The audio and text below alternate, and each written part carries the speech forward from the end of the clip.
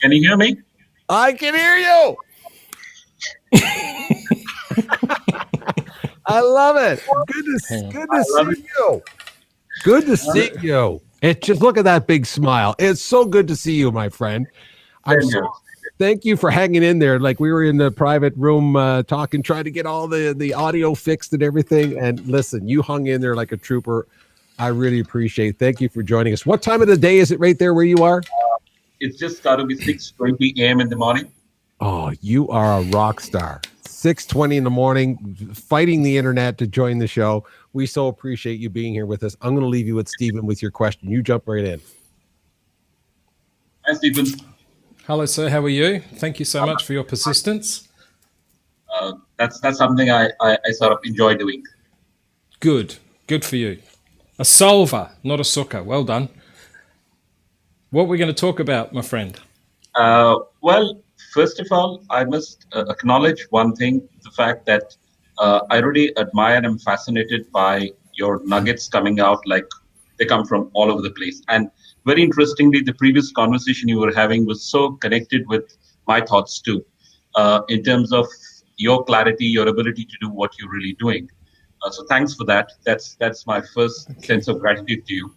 Thank you. The second thing which comes to my mind, which I wanted to talk about, is uh, as individuals, as what you rightly call people as soul shifters. I think it's extremely important to really feel into the feelings. If I was to really look at it, uh, so how do you really feel into feelings in a way and manner that it can allow you to make the shifts that you need and evolve as humans? Uh, and I say that primarily for two reasons. One is as an individual, as a professional, as a person that I'm sort of today and I'm sort of evolved into. I do see myself as a very, very giving person, as a person who's very selfless, giving, and being involved in wanting to serve whoever I can serve. At that point in time, the professional environment we are in, the situations we are in, we always start looking at things in a very materialistic way, whereas speaking from the heart always gets the best out of you. How do you get that into what you just described as a 3, 5, 7 steps, which makes it easy where people like me, people around can actually take those nuggets and start living their life through their hearts, not through their mind. So the question in simple terms, how do you feel the feelings to help you shift and evolve? Desire. Desire. You just said the word giving, and what sits in front of giving is forgiving. Most people struggle with the concept of forgiving themselves. So they think if all I do, and boy, oh boy, did I do this. If I give and give and give and give and give and give and give and give, I'll find a way of forgiving myself because I'll be able to justify what I did. So one option is people are giving so much because they can't forgive themselves. And you can write this down, everyone. Forgiveness is a commitment. It's not a feeling. And I was taught that by a gentleman whose childhood sweetheart was murdered 18 months after they got married. Let me say that again. Forgiveness is a commitment. It's not a feeling. If you're waiting to feel like forgiving yourself or someone else, you're going to wait your entire life, and it's going to be like the cucumber left in the fridge. It eventually makes everything stink. The first thing you need to do is forgive yourself on the journey of giving. Most people are giving because they can't find a way to forgive themselves, and I know that's going off on a tangent. The other thing that comes to mind here is desire. What is your desire? What is it? I was asked during the week, and Ramona, if you're watching, I asked her to ask me the question about listening. Listening, this is my seminar in a sentence on listening. Open your heart to what your desired outcome is. And let me use an example of this for a second. And I am answering your question in a roundabout way. A couple bring home their brand new baby. It's 2 days old. They've not had children before. I don't understand all of this, but I can understand the concept, and I've been around people who have had to experience this. It's 2 o'clock in the morning, 2 days after their brand new baby, and it's crying in the room, and they don't know what to do. And it's crying in a way, and they don't know what to do. Which one of them goes off to Google or YouTube and looks out for the 3 or 5 steps of how to become a good listener? Or do they pick up the phone and with a desire and a heartfelt commitment to appease and help their child, do they listen to the desire of what they want? Because your heart is the ears of your soul. So number one, do I read again? Number one, if you want to get really good at giving, forgive yourself first. Number two, what is your heartfelt desire for the betterment of someone else? And number three, give from that place. So it doesn't matter that there's only 200 views last night. It doesn't matter. Would it be nice if there was 4,000? Yeah. Why? Because I'd find more people. Does it matter? No. What matters is 28% of people that actually watched a 7-minute video on YouTube, on LinkedIn, replied. You know, LinkedIn, that place where you watch a 15-second video where you won't stop. My desire to give with a forgiving heart is at such a level now, 28% of people will give some commentary to a 7-minute video and there was only 200 views. Would I like that to be higher? Yes. But what I'm doing right now is building the back-end infrastructure. So Raj, if I see your stuff, and the 357 we've just talked about is really, really cool. But what you need to do is realize if there's 1 billion people online at any one time, or there's 500,000 people the last time, and I'm sure it's higher than that on LinkedIn. If 0.0008% of those, which is what sometimes Gary Vaynerchuk gets of the people and all the big views he gets, if 0.0008% of people actually engaged at attraction level, you would not be able to accommodate it. You just wouldn't. So one of the things that I talk to people about in detail is give with a heartfelt desire to uplift people, to offer value to people. And as we say in Sede land, my number one desire in life is to become a value-added asset to your life.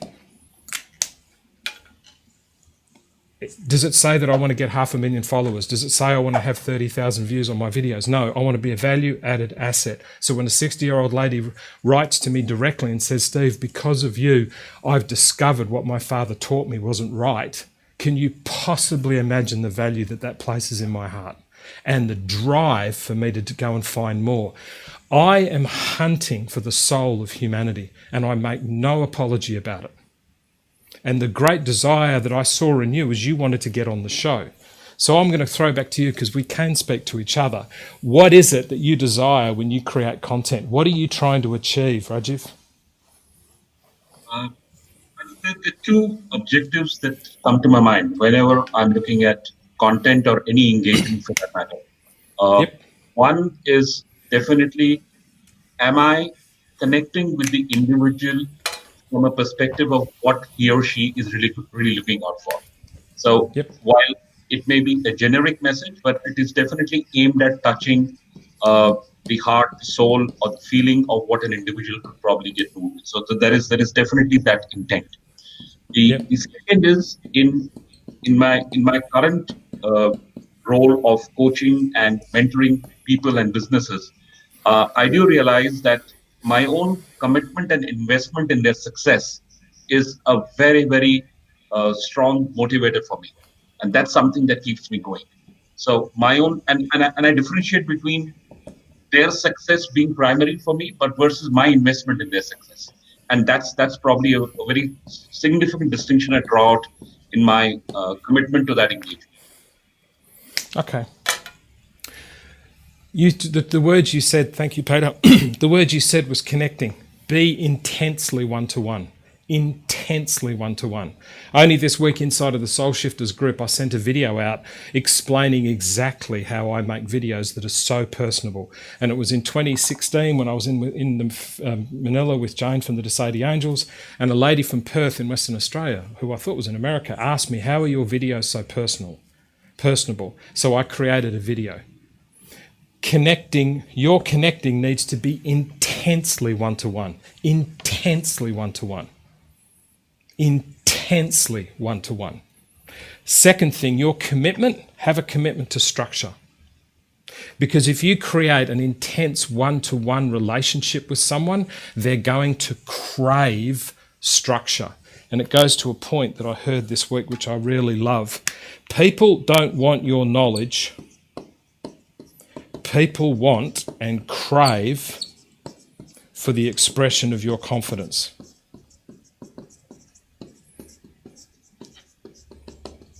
People crave for confidence. They absolutely crave for it. So guess what? Guess what this is?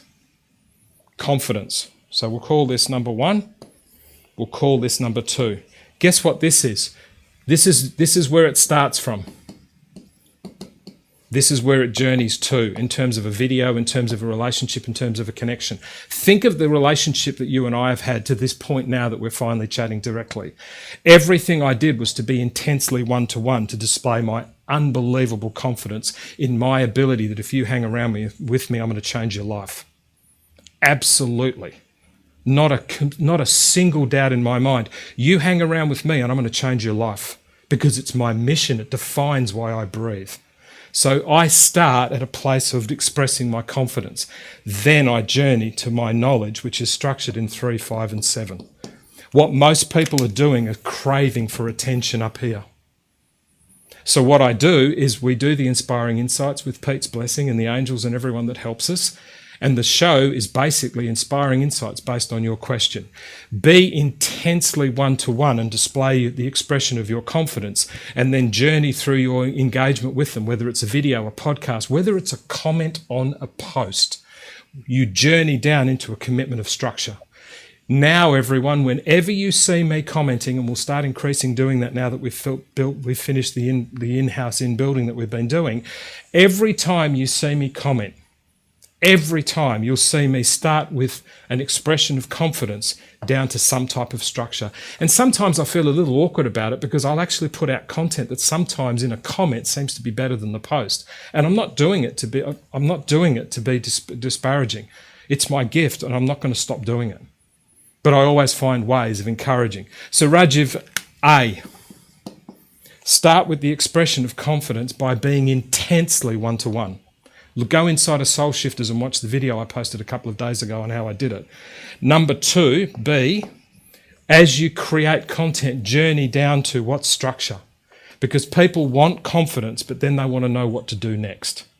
And for all the Soul Shifters and everyone around to Sede land, it's coming at a level you won't believe. I am on a mission to tilt the axis of the world by touching people's hearts. It's why I exist. Pete. Oh, Rajiv, did you feel that? Did you Yes. get that? Yes. Do you have a Actually, microphone? Do you have a microphone around that you could just drop? I think you just dropped the microphone on us. I think that's what he did.